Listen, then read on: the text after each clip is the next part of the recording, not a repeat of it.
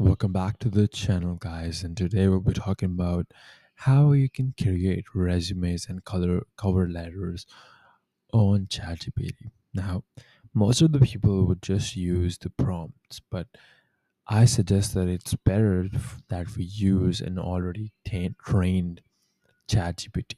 Now, for that, what we have to do is we have to log into the ChatGPT and log into this interface. Now, what we'll have to do is we have to go to explore GPTs.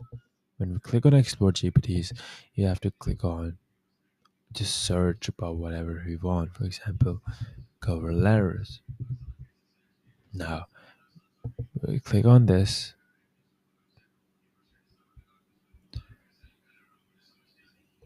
and we will see start a chat.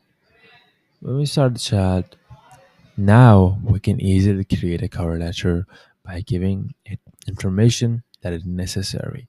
Thanks for watching. Please like and subscribe.